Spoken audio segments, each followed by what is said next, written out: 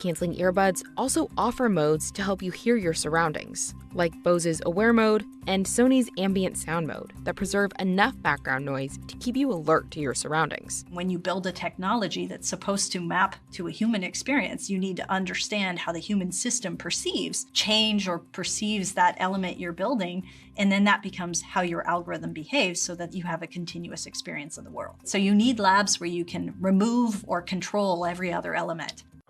Noise cancellation could soon solve more complex problems, like using machine learning to seamlessly and intelligently eliminate unwanted sounds or voices across various contexts. Adaptive audio, which is coming to Apple's AirPods Pro soon, combines noise cancellation with the transparency mode, so you can only hear the important sounds around you. So you can stay present within your environment while distracting noises are automatically reduced.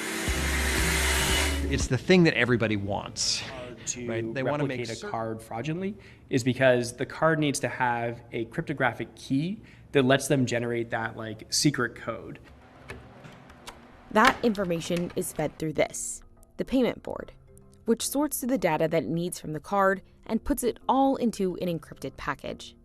That package then gets sent off to the main board, which then sends that on to our servers, which then send it on to the networks like Visa, MasterCard, Amex, which then send it on to the issuer and then back with the approval message. Once you get to this board, it's all encrypted and protected information. And so anything beyond this will have a high degree of security involved in it.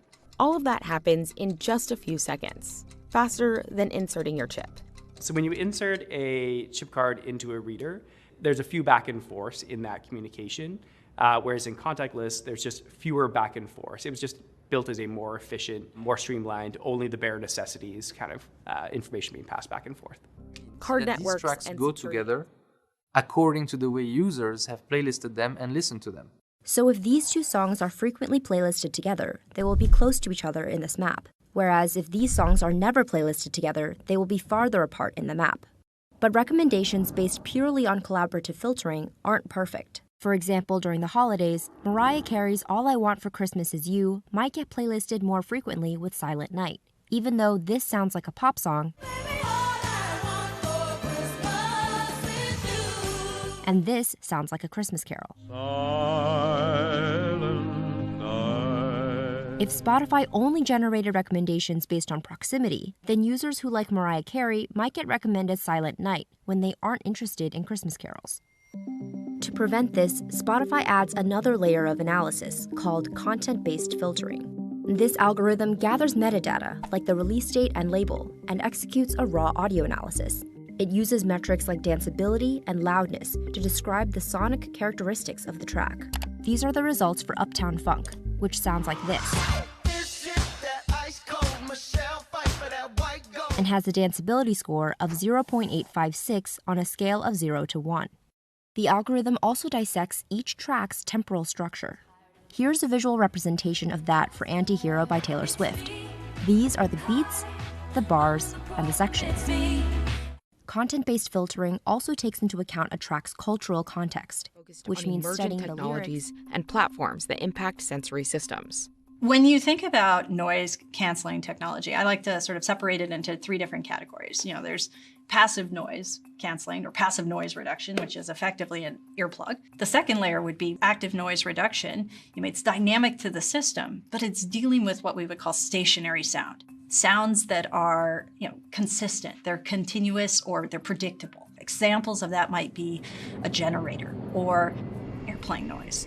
Not all the sounds in the airplane, but that general rumble, those low frequency sounds you're trying to get rid of. They're pretty predictable. For these predictable noises, current noise canceling algorithms can quickly identify unwanted sound waves and cancel them out. Beyond that, things get harder.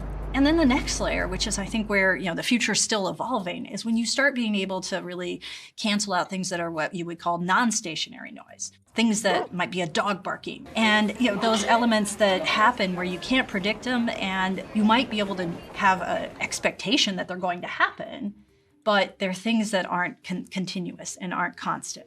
But sometimes, after your technology has gone through so many steps to reduce background noise, you want it back. AirPods Pro have a transparency mode where they recreate the normal sound of We your like that environment. technology Other because you noise- can literally travel with the whole control system in your suitcase. RF technology is what most other wearable LED companies use too, like Zylobands, who do everything from Eurovision to corporate events. But the more advanced wristbands, like what you see at the Super Bowl or Lady Gaga, use infrared technology. So the same thing that you use to turn on your TV, it's kind of like technology that is like 50 years old. It's really old school tech, but we've managed to twist it in a way that makes it quite new and magical. Because we use infrared, we can send data to specific locations, so to you or to the person next to you, and it doesn't have to be the same data. So that's how we create those spatialized effects, as we call them, where we can almost turn a crowd into like a video canvas. These signals come from robotic transmitters placed all over an arena. You can see it here at a Coldplay concert last year. These transmitters were placed on sound towers and the stage. Here's what that looked like in Pixmob's Visualizer, which is how it designs what the shows will look like and what the wristbands, the company calls them pixels, will do. These two lines are basically the center of each of the transmitters. So even if we have two transmitters right now doing the swipe, it still looks like one wave. By simply adding, more of these moving heads in a setup like this, we could do more complex animation. When Pixmob wants to display a shape, like say these hearts, it just puts on a mask like this to shine the infrared signal through it. If you're under the infrared beam and it tells you to go red, then you go red, and then as the beam moves away from you, then you go back to whatever color you were. The lens and sensor come together to create the massive and super clear field of view needed for the Sphere screen. To test this, we took the camera just outside the camera lab. This is how a camera with a flat lens and smaller sensor saw this area, compared to how Big Sky saw it. The field of view reaches almost behind the lens. Here, you can see a glimpse of Deenan standing just off to the side behind Big Sky. Instead of shooting horizontally, we tilt up so that we can capture the full field of view that is natural in Sphere for where you're sitting. The tilt helps the camera line up with the horizon, this line here on the screen. Because when that circular image is transformed into 3D, that is the spot that needs to look the most normal to the audience.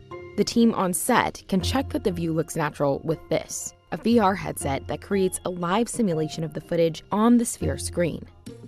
But to get a real preview of what the footage will look like in Sphere, the team takes the footage down the street to here, the Big Dome, a quarter-sized version of the Sphere they use for testing. This is a prototype of the screen panels in the Sphere. They're effectively 32 LEDs in a foot, and when you scale that up to the venue, that's how we get to 16K. That gives the illusion of being there. Each of these lights make up 1 pixel of the screen, about 170 million in total, that wrap around and above the nearly 18,000 seats in the theater. That makes up the 16K by 16K resolution, which means there are about 16,000 of those lights both vertically and horizontally that translate the pixels captured from the camera into your iPhone screen only has about 2,500 by 1,000 pixels. You need a lot of pixels, a lot of detail everywhere, because an audience member might be looking in this direction, another one might be looking in this direction, so everywhere on the screen is an important part of the screen. And that's not the only thing that makes Sphere so immersive. These holes in the panel allow for sound to pass through, since the speakers are behind the screen, and different sounds can emit from different parts of the screen at the same time. The $2.3 billion venue also has physical effects, like changing temperatures, breezes, and scents, as well as 10,000 seats that vibrate to respond to scenes in the movie. But the screen is the centerpiece.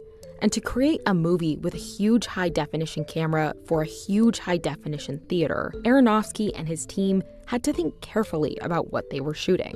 You can't really hide behind anything. Company in event LED technology.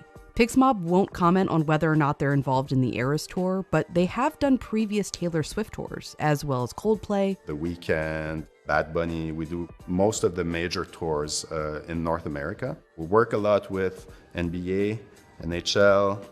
And to do that, they use 2 different technologies. Let's start off with the simplest, RF wristbands that receive a radio frequency communicating the precise timing and colors for each band. The two white squares here are the two LEDs, and here you have the small computer that controls those LEDs, and then you have that other black thing that receives radio frequency and gives it to the computer, and then the computer will light up the LEDs based on the RF commands that it received. This is what Pixmob used for Game 5 of the Knicks Heat series. When fans went to their seats at Madison Square Garden, they found one of these RF wristbands waiting for them, each one pre-programmed to be a part of a different group. So a wristband in this section, for instance, is programmed to be in Group 1 for one effect, Group 2 for another. Up near the entertainment control room, Operator Avril serves as the conductor. When one of the programmed effects is activated, different groups light up in sync to create different patterns within the stadium. Or she can manually play with them based on the moment, flashing Knicks colors. Orange, blue, orange, blue. It's really fun to kind of see the crowd get into it and be excited. You're having them be part of the show, which is special. The signal emits from this really small box. We have a very simple transmitter. It's like the size of a tissue box that we can connect. Simplifies a spectrogram like this to a scatter plot of peaks. Many of these peaks make it through background noise, but you may also end up with a bunch of additional meaningless peaks. So let's say we have a spectrogram of a piece of music, and then we look at the spectrum and how it changes as noise gets brought in. So let's say people start walking into the bar, people start drinking a lot, people start making a lot of noise. Then what you see is the original spectrogram plus a lot of new activity. And the brain is very good at understanding superpositions of sounds. If people can do it, then the computer can do it, right? The core of Shazam's technology is matching scatter plots that essentially chart the most powerful signals at different frequencies over time. It also develops some important processing steps to speed things up, so you can get a result quickly.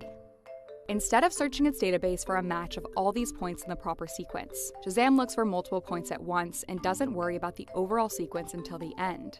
For example, say you were in a coffee shop playing classical music. You open Shazam and it records your audio. First, it makes a spectrogram like this. Then it isolates the peaks and makes a scatter plot like this, though in reality it would probably have more points. Shazam connects nearby peaks to form a bunch of pairs. Then, Shazam searches for matching pairs in an organized database of millions of songs. If there are enough matches in the same song and they're aligned properly over time, Shazam can name the tune, in this case, a specific rendition of Bach's Minuet in G major. After about 2.5 years of development, Shazam launched in 2002, well before the smartphone era.